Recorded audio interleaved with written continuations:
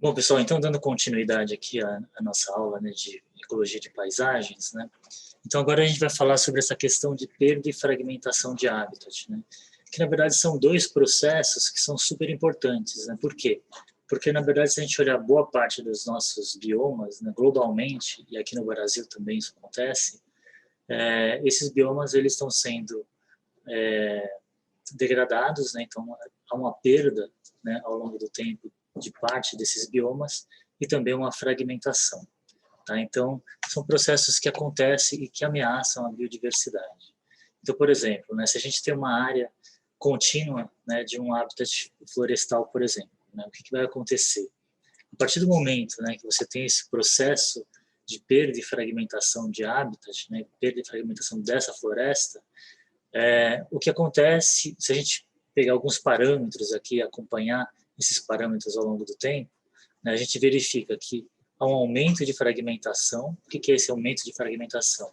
É um aumento de segmentação. Né? Então, a gente poderia medir a fragmentação, por exemplo, pelo número de fragmentos que você tem nessa paisagem. Então, conforme você vai perdendo o habitat, você vai fragmentando, isolando, né, manchas de habitat, aumentando esse número de manchas de habitat. Tá? E, ao mesmo tempo, a gente tem uma perda de conectividade estrutural. Né? Então, conforme você tem essa perda de habitat, mais difícil é, por exemplo, de um indivíduo atravessar essa paisagem de um ponto ao outro, né, dentro dessa área. Tá? E aí, com isso, né, tem alguns estudos, né, que mostram que essa perda de conectividade estrutural ela não é linear. Né? Então, acontece mais ou menos como a gente está observando aqui. Né? Então, chega um certo limiar, você tem essa perda abrupta, né, dessa conectividade. E isso faz com que você, então, tenha uma extinção, né, em massa da biodiversidade, né, das espécies que ocorrem nessa paisagem. Tá? Então, essa é uma das explicações de haver, por exemplo, um limiar, né, de perda de espécies a partir da perda e fragmentação de habitat. E é claro que conforme esse processo ele vai continuando, né, então, com o tempo, na verdade, o número de fragmentos vai sendo reduzido, né, até porque cada vez que você vai perdendo o habitat, você vai perdendo esses fragmentos menores também. E com isso você também, né, tem uma grande perda de conectividade estrutural, e com isso você perde as espécies que dependem, né, desses hábitats para sobreviver. Tá? Então, esse é um processo importante, né, da gente entender, justamente porque é um processo comum, mesmo se a gente pensar na Amazônia, né, que a gente ainda tem grandes áreas contínuas de floresta, mas esse bioma também está sendo fragmentado, principalmente nas bordas, né, e a gente consegue identificar esses processos ameaçando a biodiversidade nessa área também. Tá? Então, considerando essa teoria dos limiares, né, tem vários estudos, né, alguns estudos empíricos, outros estudos com base na literatura, que mostram diferentes lineares. Né? Então, por exemplo, esse trabalho do Andren, né, de 1994, ele fala de linear próximo de 30%. Né? Ou seja, a partir do momento que você vai fragmentando, quando chega a mais ou menos 30%, você tem uma grande perda de biodiversidade. Tá? Então, mostrando então que é importante a gente manter essa quantidade de habitat acima desse limiar. Tá? Então, ou seja, você vai fragmentando, né, de 100%, quando chega a mais ou menos 30%, você tem essa queda abrupta da biodiversidade. Outro trabalho, né, que foi feito na Austrália, né, do Radford, de 2005, ele fala num limiar de mais ou menos 10%. Né? Então, ele fez um estudo empírico, onde ele selecionou, se não me engano, eram 24 paisagens, né, com diferentes proporções de habitat, e ele verificou, então, como que a riqueza de espécies variava nesse gradiente, mostrando que a paisagens abaixo de 10%, você tem uma perda de biodiversidade muito maior, né? Ou seja, você tem uma quantidade de espécies muito menor nessas áreas abaixo de 10%. Né? Ele até argumenta que, nesse caso, por que 10%, né, tão baixo? Porque, na verdade, era um ambiente que naturalmente, ele já tinha uma fragmentação. né? As manchas de habitat já estavam fragmentadas de uma maneira natural. Então, o que ele ressalta é que muitos desses organismos já estavam acostumados a esse processo de fragmentação, então por isso que, nesse caso específico, esse limiar era tão baixo. Tá? Enquanto outros estudos, né, como esse do Lindemeyer, também, né, que saiu na mesma revista, ele fala que não encontrou um limiar de perda de espécies, ou seja, falando que essa perda era contínua, proporcional à perda de habitat. Tá? Então, tem vários estudos que mostram, né, essa questão da teoria dos limiares, que é importante justamente para a gente, se existe um limiar, é importante para a conservação a gente manter essa quantidade de habitat acima desse limiar, para a gente não ter uma perda de espécies de maneira muito intensa. Tá? Bom, esse mesmo trabalho do André, né, é bem interessante, porque quando ele coloca essa questão do limiar de 30%, então ele levanta, né, que antes do 30%, antes da paisagem chegar a 30%, então, na verdade, a perda de habitat seria o fator mais importante para determinar a presença das espécies nessa área, né, e que abaixo desse limiar, outros parâmetros seriam mais importantes, né, os parâmetros de uma paisagem fragmentada, como, por exemplo, o tamanho e o isolamento dessas áreas. Tá? Então, é interessante que ele faz uma distinção bem clara, né, entre o que é perda de habitat e o que é a influência da fragmentação de habitat. Né? Então, separando esses dois processos de maneiras bem claras, né, mostrando que são processos diferentes, e embora, né, a gente saiba que eles estão muito correlacionados, mas eles podem ter efeitos diferentes na biodiversidade. Tá? Então, quando a gente fala em fragmentação de habitat, né, então, e a gente quer descrever, né, esse habitat fragmentado, a gente vai considerar alguns parâmetros desse habitat. Né? Então, como, por exemplo, tamanho e forma dos fragmentos e grau de conectividade e de isolamento, né, que, em geral, são os parâmetros que são mais importantes para determinar a riqueza de espécies, né, que se mantém nesses ambientes fragmentados. Tá? Então, por exemplo, né, tem esse conceito de Patch Corridor Matrix, né, que é o conceito de patch corredor matriz, né, do Forman, onde ele diz que numa paisagem, né, você tem os fragmentos, você tem os corredores e você tem a matriz. Então a gente pode definir, né, todos os elementos da paisagem dentro dessas categorias, né? Como nesse caso aqui, né, nesse exemplo, a gente tem os fragmentos de habitats, né, em verde escuro, a gente tem a matriz, aqui tem vários estudos, né, que buscam verificar o efeito dessa matriz, né, principalmente no grau de isolamento, mas também, né, além desses três elementos, né, bom, você tem o corredor, né, o terceiro elemento, na verdade, né, então vários estudos também mostrando a importância dos corredores, né, para principalmente a movimentação de espécies pela paisagem, mas a gente também tem os stepping stones, né, que serviriam como trampolins ecológicos, né, serviria para aumentar essa conectividade ou essa passagem, né, de indivíduos de um fragmento para o outro também. Né? A diferença é que no corredor você tem uma estrutura contínua, né, e no caso dos stepping stones, eles não são contínuos. Né? São pequenos pontos espalhados pela paisagem, onde o indivíduo, né, se ele quer sair desse fragmento aqui e chegar até esse fragmento, então ao invés de ele fazer isso diretamente, ele vai utilizar esses stepping stones para não ter que fazer uma viagem tão longa entre um ponto e outro. Os stepping stones, né, traduzindo ao pé da letra, seria caminhos das pedras, né? Como se a gente quisesse atravessar um rio, você tivesse várias pedras, né? E para não molhar o pé, você vai pulando de pedra em pedra. Né? Seria esse caminho, então, que os organismos poderiam fazer entre essas áreas. Tá? Bom, vamos falar um pouquinho, né, de cada um desses elementos. Então, um deles é a questão do tamanho do fragmento, que é um parâmetro, né, que é facilmente mensurável, né? A gente quantifica isso facilmente. Boa parte das ferramentas, né, de sistema de informação geográfica, ele já dá para a gente, né, qual que é a área dos polígonos, né, que a gente está representando como habitat. Aqui, por exemplo, né, são fragmentos que eu estudei durante o meu doutorado, onde você tem desde fragmentos com 30 hectares até 36 hectares. Né? Então, qual que é a influência dessa variação do tamanho desses fragmentos para a biodiversidade que depende desses fragmentos florestais, né? Então, essa é uma das perguntas em ecologia de paisagem, né? Como que o tamanho, essa variação, afeta, né, as espécies que estão ali dentro, vivendo nesses fragmentos florestais. Tá?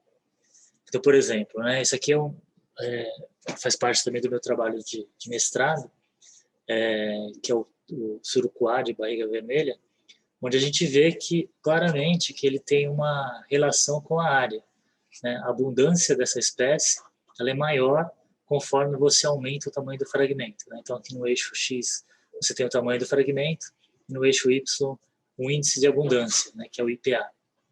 Então a gente verifica que conforme a gente tem fragmentos maiores, você tem uma abundância maior dessa espécie, mostrando que ela sim depende de fragmentos que têm tamanhos maiores para sobreviver. Tá? Então, é esse tipo de estudo, né, que a ecologia de paisagem vai estudar também, para entender, né, como que as espécies estão distribuídas pela paisagem. Tá? Pensando nessa questão do tamanho do fragmento, né, o tamanho também está muito relacionado com a questão de borda. Né? Então, por exemplo, esse estudo, né, bastante interessante,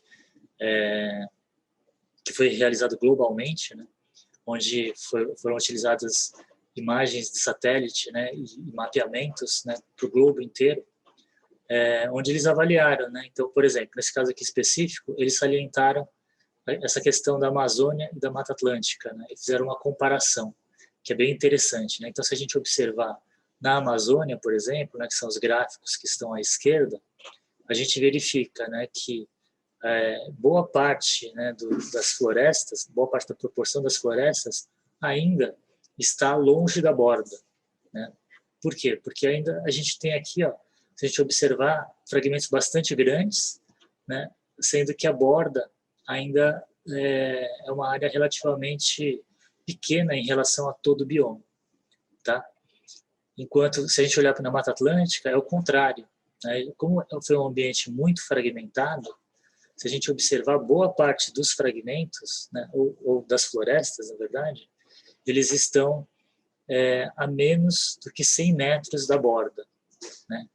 Se a gente somar aqui 100 e 500, essas duas barras, a gente consegue observar que boa parte está muito próximo da borda. Tá? Então, mostrando que as áreas que estão a mais de 2 quilômetros, né, da borda são áreas relativamente pequenas, né, em relação ao original, que seria essa área aqui que está em cinza. Tá? Então, é bastante interessante porque a gente vai ver mais para frente que o efeito de borda ele é bastante importante também para determinar o tamanho efetivo, né, dos fragmentos florestais. Tá? E a mesma coisa acontece aqui em relação à área, né, desses fragmentos. Né? A gente observa aqui que, em relação à Amazônia, a gente tem grandes fragmentos que têm mais do que 10 mil hectares, né? Enquanto aqui na Mata Atlântica a gente observa que boa parte dos fragmentos são fragmentos de 1 a 10 hectares ou de 10 a 100 hectares, né? Então são fragmentos relativamente pequenos. Isso faz toda a diferença. Então por isso que a gente tem também muito mais espécies ameaçadas na Mata Atlântica, né? Justamente porque esse grau de alteração desse bioma, com essa fragmentação e perda de hábitat, faz com que você tenha uma grande quantidade de espécies ameaçadas. Tá? E, por exemplo, né, se a gente olhar essa questão do efeito de borda, né, então esse outro estudo, né, mais recente, bastante interessante também, onde eles fizeram uma amostragem, né, da biomassa em florestas amazônicas, né, considerando a borda e considerando o interior e as áreas desmatadas. Né? E a gente observa que mesmo depois, né, que você tem um processo de perda de habitat, né, e que você tem o desmatamento, tem uma grande área que vai ficar sob esse efeito de borda, que ao longo do tempo ela vai continuar perdendo biomassa, ou seja, ela vai continuar emitindo carbono para a atmosfera. E eles chegaram nesse valor que cerca de 1/3, né, do carbono que é perdido na atmosfera, na verdade eles vêm desse efeito de borda, né, a partir do desmatamento. Né? Então, ou seja, as perdas por desmatamento, né, chegam a mais ou menos 2,5 mil teragramas, né, de carbono, enquanto no caso das bordas a gente chega em 947, né, que é mais ou menos 1/3 desse valor referente a todo o desmatamento. Né? Então, ou seja, mostrando que esse efeito de borda ele é super importante, né, não só para a biodiversidade, mas também para a manutenção do carbono, né, armazenado nessas florestas. Né? Como a gente está observando aqui, né, que seria uma área intocada, que está sem o efeito de borda, e aqui a gente tem uma área que está nessa borda florestal, né, sofrendo, então, de vários processos, né, que vêm depois da fragmentação, que é causado pelo vento, que é causado por maior insolação, né, são várias espécies invasoras, né, são vários mecanismos ali que estão relacionados com essa perda de biomassa nessa área de borda, tá? Mostrando a grande importância que tem, né, esse efeito, né, em áreas fragmentadas, tá? E esse aquele mesmo trabalho, né, do Haddad e colaboradores de 2015, mostrando também os efeitos, né, relacionados com a redução da área, com o aumento do isolamento e com o aumento de borda também. Né? Então, essas figuras representam, né, essa modificação. E é interessante que, eu não vou passar por todas, né, mas a gente observa aqui os efeitos negativos, né, da redução de área, do aumento do isolamento e do aumento da borda também. Tá? Então, por exemplo, conforme você reduz a área e você aumenta o isolamento, você tem perda de espécies, você tem a redução das abundâncias, né? Então você tem vários parâmetros ali da biodiversidade que são reduzidos por causa desses processos acontecendo. E a mesma coisa acontece aqui quando a gente leva em consideração o aumento, né, do efeito de borda. Tá? Então é bastante interessante, é um estudo que eles fizeram, nesse caso, né, com experimentos com fragmentação controlada. Né? Então, eles pegaram vários experimentos pelo mundo, um deles é um experimento aqui no Brasil, que é o DBFF, e aí eles verificaram, então, com base nesses experimentos de experimentação mesmo, né, onde eles geraram a fragmentação e mediram esse efeito, eles observaram, então, como esses efeitos afetam, né, esses diferentes parâmetros, então, das comunidades, das populações que vivem nesses fragmentos. Tá? Bom, e aí a gente tem a questão da conectividade, né, que é a capacidade em facilitar o movimento entre fragmentos, que atua, portanto, no isolamento efetivo das populações. Então, essa conectividade, né, ela pode ser dada tanto pela estrutura da paisagem, pela presença de corredores, pelo tipo de matriz que você tem ali, né, que seria a área que não é habitat, né, para a espécie que a gente está trabalhando, e a gente tem a presença dos stepping stones. Eu vou falar de alguns desses elementos especificamente. Tá?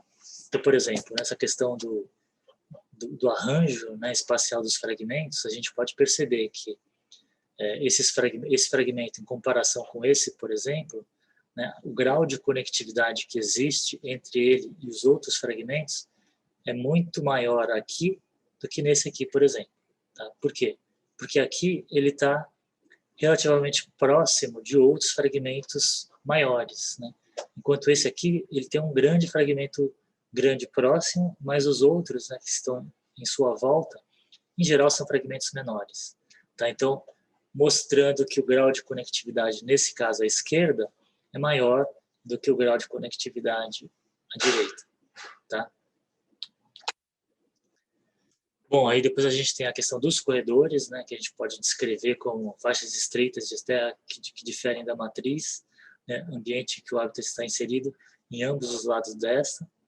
O corredor pode estar isolado, mas geralmente se encontra ligado a fragmentos de vegetação similar. Esse foi uma definição dada pelo Forman e Gaudron, né, de 1986, mostrando, na verdade, muito mais uma questão estrutural, né, do corredor do que uma questão funcional.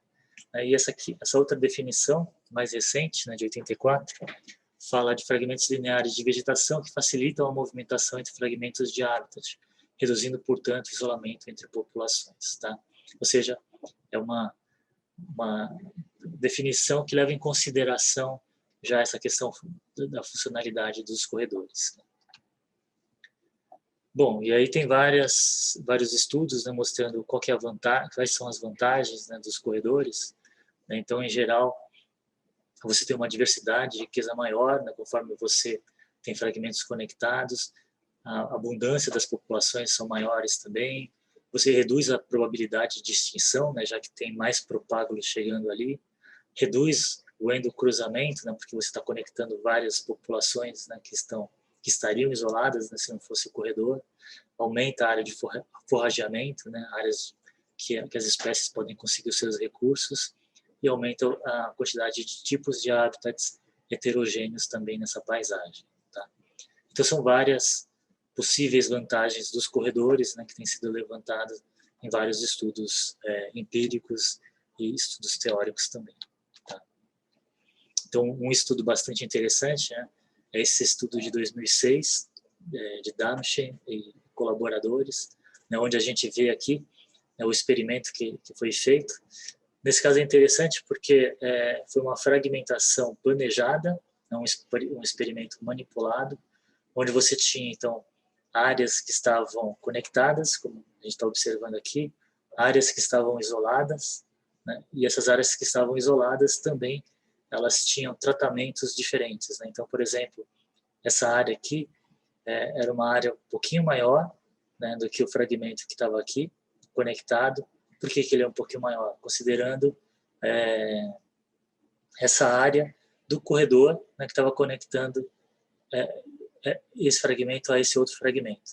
Está mostrando que, justamente para mostrar que não era a área do corredor que estava influenciando, e sim se ele estava conectado ou não por esse corredor.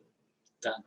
É interessante que a gente observa que esses fragmentos, né, que tem uma espécie de asa, né, aqui, também, né, porque essa asa aqui, na verdade, dos fragmentos, é justamente para simular essa irregularidade que é causada pelo corredor, né, porque se o corredor ele é mais irregular, né, porque ele é comprido, então, na verdade, você poderia ter mais propágulo chegando, por exemplo. Tá? Então, o que eles fizeram foi criar fragmentos com asa, simulando, né, então, essa irregularidade também, para ser comparável àquele fragmento conectado. Tá? E aí, o que eles observaram, né, que a partir do momento em que eles fizeram esse experimento, no primeiro ano, né, não tinha diferença, em 2000, não tinha diferença da riqueza de espécies de plantas, né, entre fragmentos conectados e não conectados, mas conforme, né, você vai passando o tempo, essa diferença cada vez ela vai aumentando mais, né, sendo que as áreas conectadas foram apresentando maior riqueza de plantas do que áreas isoladas, tá? Mostrando uma evidência clara do efeito, né, do corredor na riqueza de espécies. Né? Áreas conectadas são mais diversas, mais ricas do que as não conectadas. Bom, aqui um outro exemplo, né, nesse caso aqui de stepping stones, né, foi um trabalho que a gente realizou lá no Pontal do Paranapanema, onde a ideia foi verificar a influência, né, desses stepping stones, né, que seriam essas áreas de sistemas agroflorestais, para verificar se eles poderiam ser utilizados como trampolins ecológicos, né, ou seja, aumentar a conectividade da paisagem entre os fragmentos. Tá? Então, esse foi o desenho amostral, né, que a gente fez, onde a gente tinha fragmentos que estavam isolados, né, ou seja, que não tinham stepping stones aqui no meio, Então, aqui no meio, o que a gente tinha eram áreas de pastagem e áreas de cana-de-açúcar, tá? E nesse caso aqui, a gente tinha os fragmentos também, e a gente tinha os stepping stones, né, que são essas estrelas aqui espalhados entre esses dois fragmentos, né? Então, a gente queria saber quais espécies estariam utilizando essas áreas, então, tá? Para verificar se a gente conseguia mostrar evidências, né, do uso dos stepping stones para aumentar a conectividade da paisagem. Então, a gente já mostrou tanto dentro dos fragmentos, quanto nessas outras áreas aqui, inclusive em outras tipologias aqui, como matas ripárias e alguns pequenos fragmentos também. Tá? E aí, o que a gente chegou? Né? A gente, a partir desse resultado, dos resultados da amostragem, a gente chegou nessa hipótese geral, né, que deve existir uma relação ótima entre o uso da matriz e a ausência e a eficiência dos stepping stones, né, que seria espécie dependente. Por que espécie dependente? Porque a gente verificou que dependendo da espécie, os stepping stones poderiam ou não ser utilizados. Então, por exemplo, alguns indivíduos, né, para alguns indivíduos, essa matriz ela era tão hostil que eles não conseguiam sair dessa área dos fragmentos, né? Então, para essas espécies muito sensíveis, que não conseguiam nem sair dos fragmentos, os stepping stones não seriam úteis, né, para movimentação. Tá? Enquanto, do outro lado, né, se você tem algumas espécies que são muito generalistas, com uma grande capacidade de dispersão, então muitas vezes ela consegue sair de um fragmento e chegar até o outro, sem a necessidade de passar pelos stepping stones, de parar nos stepping stones. Tá? Então, para essas espécies também, os stepping stones não fariam muita diferença. No entanto, né, tem algumas espécies que são espécies intermediárias, né, com uma sensibilidade intermediária, que elas são capazes de sair do fragmento e andar por fora do fragmento, mas com uma capacidade relativamente reduzida às anteriores que eu mostrei agora. Então, para essas espécies, os stepping stones poderiam ser funcionais. Tá? Ou seja, para essas espécies, pelo menos, né, muitas delas são dispersoras de sementes, os stepping stones estariam restabelecendo uma função ecológica ali, que é uma função de dispersão de sementes entre esses remanescentes, por exemplo. Tá? Então, aumentando, né,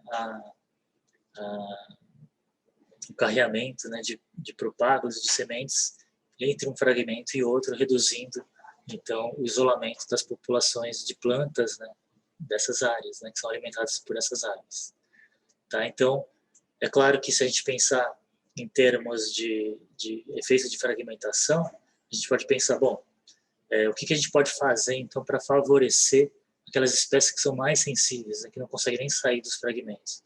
Provavelmente a gente teria que não só ter os stepping stones, mas talvez a gente tivesse que manejar a matriz também, né, fazer uma matriz mais permeável para que esses indivíduos mais sensíveis conseguissem também atravessar pelo menos algumas partes da matriz, ou talvez aumentar a densidade, né, de stepping stones que tem entre essas áreas, reduzindo essa distância, para aumentar então a efetividade dessas áreas como trampolins ecológicos, né, ou como stepping stones. Tá? Bom, pessoal, era isso nesse segundo vídeo que eu queria mostrar para vocês, né? Então a gente falou bastante dessa questão desses parâmetros, né, de áreas fragmentadas, lembrando que então a fragmentação é um processo muito importante, né, para a gente considerar em termos de conservação das espécies. E no próximo vídeo, né, que a gente vai falar sobre mapeamento e cálculo de métricas, eu vou mostrar então como que a gente poderia, a partir desses conceitos, né, a partir do conceito de conectividade, né, o conceito de grau de isolamento, como que a gente consegue mensurar, né, e colocar em números, então, esse grau de conectividade ou esse grau de isolamento, tá bom? Porque daí a gente consegue sim relacionar isso com, por exemplo, a biodiversidade que a gente tem, a riqueza de espécies, diversidade de espécies e assim por diante. E aí, de uma maneira mais direta, né, e mais objetiva, a gente consegue definir o efeito da fragmentação sobre essas áreas, tá bom? Mas isso aí a gente vai falar então no próximo vídeo, que vem logo a seguir.